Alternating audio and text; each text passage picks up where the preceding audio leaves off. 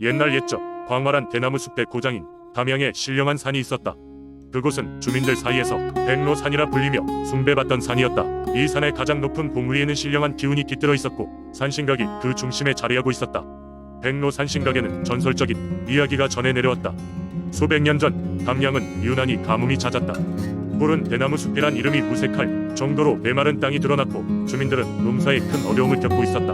마을 사람들은 백로 산신에게 기도를 드리기 시작했다. 그들은 산신각에 모여 산신개비를 내려달라고 간절히 빌었다. 그러던 어느 날 한 노인이 산속을 헤매다 백로산의 깊은 곳에서 하얀 백로가 춤추는 모습을 보았다. 백로는 길고 우아한 깃털을 펼쳐 춤을 추며 하늘로부터 은은한 빛을 받는 듯했다. 그 순간 노인은 심장이 떨리며 번뜩했다. 자신이 본 것이 단순한 새가 아니라 이곳의 산신이 변장한 모습이라는 것을 알아챘다. 그날 밤 노인은 꿈속에서 산신을 만났다. 백로의 형상을 한 산신은 그에게 말했다. 나는 이 산의 수호신이다.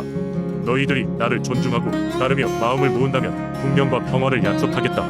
그리고 산신은 마을의 사람들에게 전하라고 명했다. 나의 불가사의한 춤을 1년에 한 번 봄의 시작을 알리는 날에 바치라. 그러면 너희에게 축복을 내리리라. 다음날 새벽 노인은 마을로 돌아와 꿈속의 이야기를 전했다. 마을 사람들은 기꺼이 백로산신의 지시를 따르기로 했다. 봄이 오면 마을 사람들은 백로산신각을 찾아가 정성껏 제사를 올리고 마을의 젊은이들은 산신에게 바치는 춤을 연습했다. 그들은 하얀 깃털로 만든 옷을 입고 백로의 춤을 흉내내며 백로 산의 봉우리에서 춤을 추었다. 그 결과 신기하게도 그해 여름은 비가 자주 내려 풍작을 이루게 되었다. 마을은 기쁨의 소리를 높이며 산신께 감사의 제사를 더 성대하게 열었다. 그 후로도 담양 사람들은 이 전통을 이어갔다. 매년 봄 백로 산신을 위한 제사가 열리고 마을 사람들은 춤과 노래로 산신을 기린다. 시간이 흘러도 백로 산신각의 전설은 여전히 담양 사람들의 마음속에 깊이 새겨져 있다. 이 순수한 믿음과 전통은 마을의 안녕과 번영의 상징이 되어 지금까지 전해 내려오고 있다.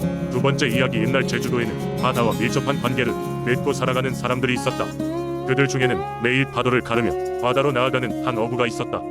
이 어부는 풍랑이 심한 날씨에도 주저하지 않고 바다로 향하곤 했는데 이는 바다가 그의 삶의 터전이었기 때문이었다.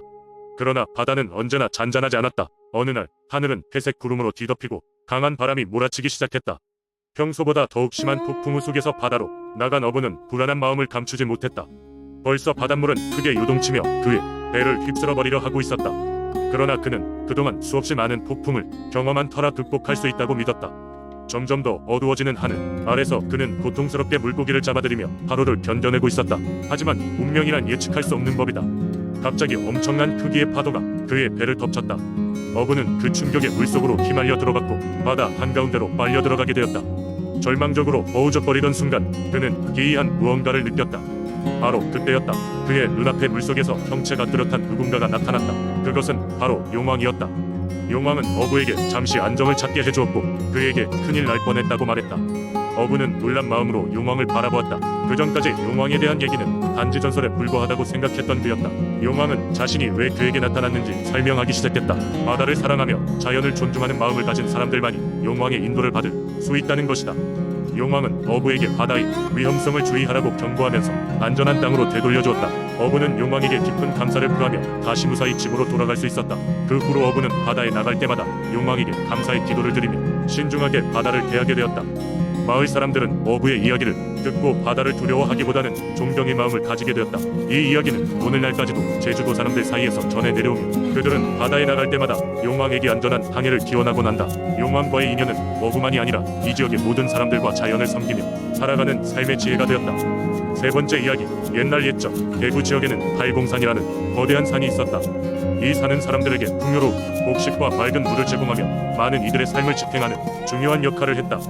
하지만 이곳에는 오래전부터 전해 내려오는 신비로운 전설이 있다. 바로 팔공산의 수호신 상산곡의 이야기이다. 상산곡은 팔공산의 깊은 심장부에 살고 있는 신령이었다. 그의 존재는 처음에는 아무도 알지 못했지만 어떤 일이 계기가 되어 상산곡의 존재가 사람들에게 알려지게 되었다. 그 당시 대구 지역에는 기근이 찾아와 많은 사람들이 먹을 것을 구하지 못해 어려움을 겪고 있었다. 팔공산 주변에서 농사를 짓던 한 노인은 매일같이 산을 오르며 신에게 기도하였다. 팔공산의 신령이시여, 제발 우리에게 곡식을 주소서. 그의 간절한 기도는 여러 달 동안 이어졌다. 어느 날 밤 그 노인은 꿈을 꾸게 되었다. 꿈속에서 그는 팔공산의 한 구석에 빛나는 동굴을 발견했다. 그 고단에는 은은한 빛을 뿜어내고 있는 신령이 있었고 그 신령이 바로 상산곡이었다. 상산곡은 노인에게 말했다. 나의 정성에 감동하였노라. 나에게 내가 정직하고 선량한 사람임을 보여주었으니 나는 너희 마을에 도움을 주기로 하겠다. 다음 날 아침 노인은 꿈에서 본 동굴을 찾아 팔공산을 오르내렸다. 여러 시간을 헤맨 끝에 그는 드디어 꿈 속에서 본 그 빛나는 동굴을 찾게 되었다. 동굴 안에는 황금빛으로 빛나는 알이 놓여 있었다. 상상국의 목소리가 들려왔다. 이 황금알을 가지고 마을로 돌아가라. 이 알을 땅에 심으면 몇 날 며칠 후 너희는 풍족함을 얻게 될 것이다. 노인은 마을로 돌아와 상상국의 말대로 황금알을 땅에 심었다. 며칠이 지나자 신기하게도 그 자리에서 푸른 식물이 자라났고 그것은 곧 많은 곡식으로 변했다. 마을 사람들은 놀라움과 함께 감사의 마음을 표하며 그 곡식으로 겨우내 살아갈 수 있었다고 한다. 이후로도 마을 사람들은 팔공산을 오를 때마다 상상국에게 감사의 제사를 지내며 그 신령의 자비를 기리게 됐다. 상상국은 이후로도 마을 사람들에게 여러 번 기적을 보여주며 그들을 지켜주었다고 전해진다. 팔공산은 이제도 그 신령의 보호를 받는 듯 아늑하고 평화로운 기운을 자아내고 있으며 대구 지역의 사람들에게는 이야말로 진정한 신화의 대상으로 남아있다. 네 번째 이야기. 옛날 옛적 아름다운 산과 푸른 바다가 어우러진 곳 보성마을에 바람내라는 신비한 여신이 살고 있었다. 바람내는 바람을 다스리는 여신으로서 그녀의 모습을 본 이는 아무도 없으나 마을 사람들은 바람내의 존재를 확신하며 그녀의 은혜에 감사했다. 전해오는 이야기에 따르면 바람내는 물 수 없는 바람 속에 숨겨져 있었고 그녀는 고유한 미풍과 강한 태풍을 모두 일으킬 수 있는 힘을 가지고 있었으며 산과 바다를 잇는 다리 역할을 했다. 바람내가 처음 모습을 드러낸 것은 마을에 큰 위기가 닥쳤을 때였다. 당시 보성 마을의 사람들은 매우 두려워하고 있었다. 갑작스럽게 찾아온 자연재해와 알 수 없는 병으로 인해 마을은 점점 황폐해져갔고 사람들은 하루하루를 두려움 속에 보냈다. 바람내는 이런 보성 마을의 불운을 멀리서 지켜보다가 더 이상 참을 수 없었다. 그녀는 온화한 바람을 몰고 와 사람들의 마음을 어루만지기 시작했다. 바람내는 먼저 바다의 물결을 잠잠하게 만들고 산에서 불어오는 차가운 바람을 따뜻하게 바꾸어 마을로 보냈다. 그녀의 바람은 단순한 바람이 아니라 치유의 바람이었다. 이로 인해 마을 사람들은 점차 활기를 되찾기 시작했고 병들었던 사람들도 회복되었다. 더불어 농작물은 더욱 잘 자라기 시작했으며 바다의 물고기들도 다시 풍족해졌다. 이런 변화가 찾아오자 마을에서는 매년 봄이 오면 바람내를 위한 축제를 열기 시작했다. 사람들은 바람내의 은혜를 기리며 손수 만든 바람개비와 종이로 만든 꽃을 바람이 잘 부는 곳에 놓아두었다. 그들이 만든 바람개비가 잘 회전하면 이는 바람내가 그들에게 미소를 보낸다고 믿었다. 또한 이 날만 되면 마을 한가운데 큰 제단을 세우고 바람내에게 감사의 기도를 드렸다. 구름 위에서 이 광경을 바라보던 바람내는 언제나 사람들의 진심 어린 마음에 깊은 감동을 받곤 했다. 세월이 흐르고 시대가 변하면서도 바람에 대한 믿음은 여전히 보성 마을에 남아있었다. 사람들은 언제나 바람내가 그들과 함께하고 있다고 믿었고 그녀의 이름을 부르면 어딘가에서 은밀히 그들을 지키고 있을 거라 생각했다. 이는 단순한 믿음을 넘어 마을의 삶의 방식이자 문화로 자리 잡았다. 보성의 바람이 불 때마다 마을 사람들은 지금도 바람내가 보낸 인사를 느끼며 그녀에게 감사의 인사를 전하고 있다. 이처럼 바람내는 보성 마을을 응원한 수호신이자 자연과 사람들이 다리가 되어 시간이 흘러도 변함없이 그곳을 지키고 있다. 다섯 번째 이야기. 광주에는 오래전부터 전해 내려오는 민속신앙 이야기가 있다. 그것은 바로 용소와 금돼지의 전설이다. 광주 광산구에 위치한 한 마을에는 작은 연못이 하나 있었다. 이 연못은 주민들에게 용소가 불렸는데 이는 수백 년 전 이곳에서 용이 승천했다는 이야기가 전해져 내려왔기 때문이었다. 마을 사람들은 이 연못이 신성하다고 믿어 매년 이맘때면 연못가에 모여 제사를 올리곤 했다. 용소 주위를 둘러싼 나무들은 그 나이테가 몇백 년의 역사를 간직하고 있었고 물빛은 늘 푸른빛이 감돌았다. 용소에는 오랫동안 전해지는 또 다른 이야기가 있었다.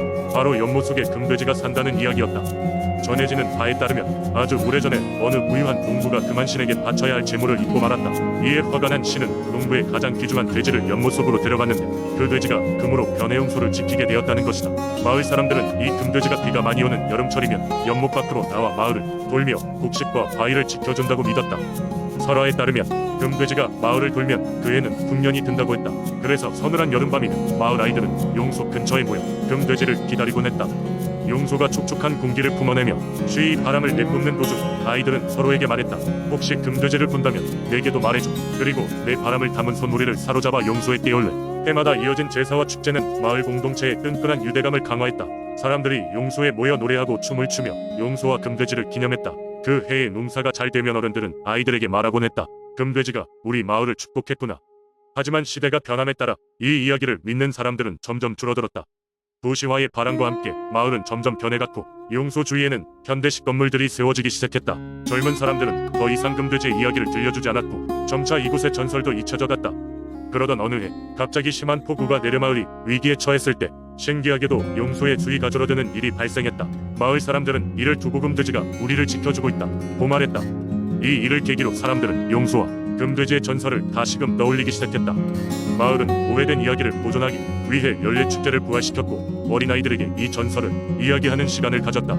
그리고 그 후로도 마을 사람들은 용수가 마을을 지켜주고 있다는 믿음을 이어가며 금돼지를 기리기 위한 축제를 계속해서 열었다.